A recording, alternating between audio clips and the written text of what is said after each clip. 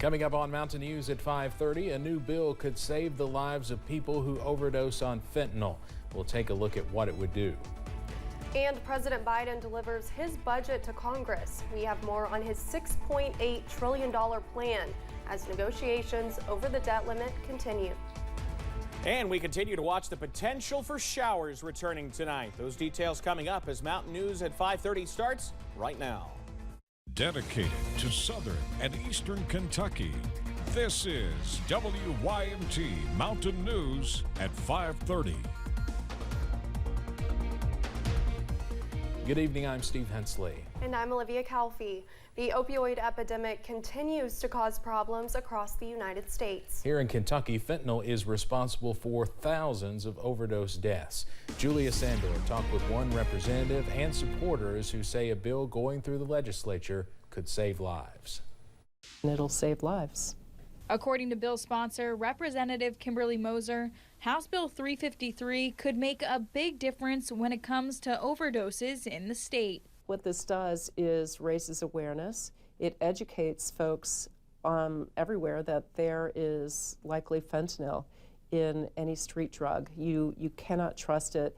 And so I think that with the use of fentanyl test strips, it'll change behavior. The bill would exclude some testing equipment, like fentanyl strips, from being considered drug paraphernalia. The bill has many supporters. One group, Kentucky Smart on Crime, includes organizations like the ACLU and Volunteers of America Mid-States, who say this legislation can prevent overdoses from the synthetic opioid. And allowing individuals to have a fentanyl testing strip can help save lives.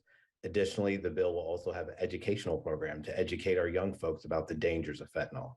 Having the availability of these test strips so that individuals can make an informed decision is absolutely essential given the lethality of fentanyl. According to the 2021 Kentucky Overdose Fatality Report, fentanyl was in nearly 73% of overdose deaths. This will give individuals comfort, especially those in harm reduction who are attempting to get folks into treatment, ensuring that they are using best practices to avoid overdose. Representative Moser says with all the support thus far, she's hoping it will pass in the Senate.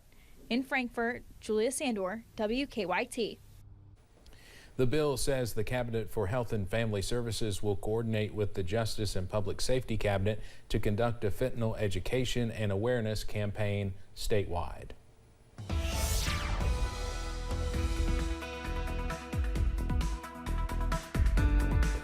Clouds continue to move back into the region as we head through tonight. We'll continue to see the clouds thicken up as showers move into the region. Here's the view from Buffalo Mountain. You see that as well. You saw the view, the cloudy view overhead from Pine Mountain, and the clouds continue here at Buffalo Mountain in southern parts of Perry County. Temperatures middle and upper 50s in the Big Sandy. Into the Cumberland Valley, they're still mild into the low to mid 60s. Harlan's at 66 right now. It's a clean sweep for the moment. Maybe a shower trying to sneak up toward places like Jacksboro, but for the most part, things are dry. Not a lot of that's reaching the ground. We continue, though, to watch more showers to our west along the Mississippi River.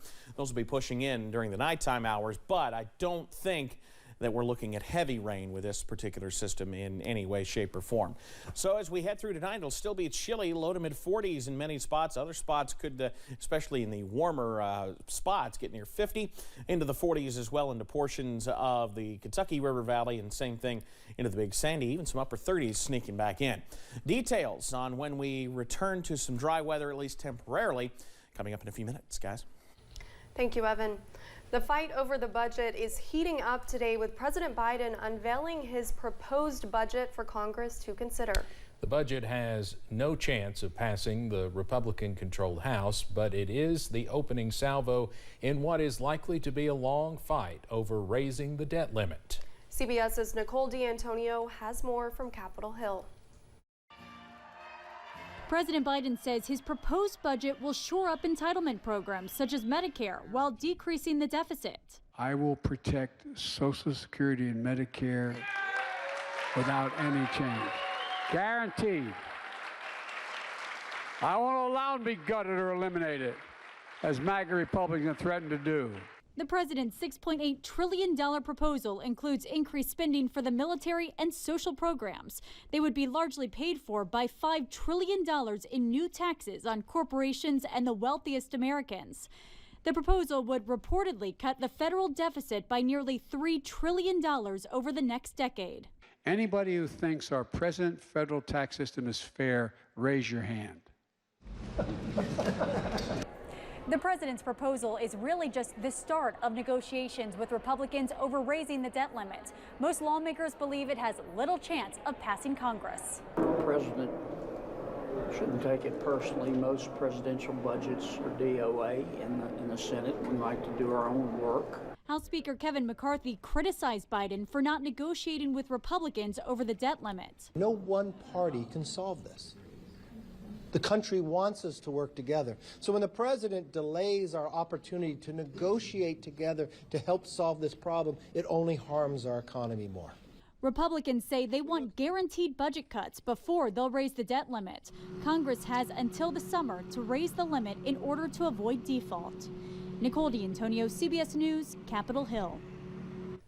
The White House has called on Republicans to issue their own budget showing exactly where they want to make budget cuts, but House Republicans have yet to do so. The U.S. Supreme Court is asking the Congress for more funding to keep justices safe. Their request was made in the new annual budget request posted today. The Supreme Court told Congress it needs nearly $6 million in new security funding to expand protection for the judges amid recent threats made against the court. Supreme Court Justice Brett Kavanaugh was targeted with a reported assassination attempt last summer. Since then, Congress has increased security for Supreme Court justices. Democratic Senator Joe Manchin of West Virginia responded to questions about whether he's weighing a possible presidential run today. In an interview with CNN, Manchin did not indicate if he was planning to run, but he did leave the door open. He told reporters that he was not making any decisions on his political future until possibly the end of the year. The political system in America is broke. It truly is. And in Washington, we're not giving you a choice to find. That makes sense. Yeah, we should be doing something like that. We're pushing you to the extreme left or right. You might not like either position that you're pushed to, but you have no other options. I want that sensible, reasonable, responsible middle to have a voice. I'm going to be speaking for that as loudly as I can. That question about Manchin's possible presidential plan was prompted by passionate comments he made about having a politically centrist America. Manchin himself is a centrist and in recent comments declined to identify with his party. He instead praised what he called, quote, the old Southern Democrats where I came from. Now for the latest in the congressional investigation into classified documents found at President Joe Biden's home and office. The president's former executive assistant, Kathy Chung, will speak with lawmakers in the Republican-led House Oversight Committee next month. The committee sent Chung a letter last month demanding an interview and information related to the documents. Chung recently handed over files related to the movement of documents when then Vice President Biden left office and how they ended up at his private think tank office. A former Trump attorney has admitted that some of her statements about the 2020 election were false. Jenna Ellis was censored by a disciplinary judge in Colorado today. Court documents revealed Ellis signed a stipulation saying several comments she made about the 2020 election violated professional ethics rules. Among the false statements were comments that Ellis made on social media and in TV appearances, claiming that the Trump campaign had evidence the election was stolen. Another train belonging to Norfolk Southern derailed today, this time in Calhoun County, Alabama. It happened just hours before the company's CEO testified before a Senate committee about February's toxic train derailment in East Palestine, Ohio. CBS's Roxana Saberi reports. Norfolk Southern CEO told senators his company is sorry for last month's toxic train derailment in East Palestine, Ohio, and pledged $20 million to the region and residents. That we're going to be there for as long as it takes to help East Palestine thrive and recover. Norfolk Southern has announced several voluntary safety upgrades, but earlier this month, a bipartisan group of senators unveiled a new rail safety bill. Will you commit to supporting the Bipartisan Railway Safety Act and help restore the public's trust in your company? Senator, there are a number of provisions that we would absolutely support. Those include tighter standards for tank cars the railroads don't own, expanded hazardous materials training for first responders, and standards for detectors used to spot problems along the track. Republican senators also criticized the responsiveness of the EPA. The agency recently paused the removal of toxic soil to confirm facilities that process the soil are federally compliant. We expect waste to be moving perhaps as soon as today to other facilities. Several East Palestine residents attended the hearing, including homeowner Aaron Stoffer. Our property values are nothing right now. You know, even if we didn't feel safe and wanted to leave the area, I don't even know how we would do it. Back in East Palestine, Eric Whiting says he doesn't trust testing that shows no harmful levels of toxins. He still drinks only bottled water. So in the ideal world, you'd want Norfolk Southern to buy you out? I would love to be bought out, and I would love to walk away. So far, he has not received an offer. Roxana Saberi, CBS News, East Palestine, Ohio. The Federal Railroad Administration reports about 8% of railway shipments are hazardous materials. The Association of American Railroads trade group says 99.9% of hazardous material shipments reach their destinations safely, and railroads are generally regarded as the safest way to transport dangerous chemicals.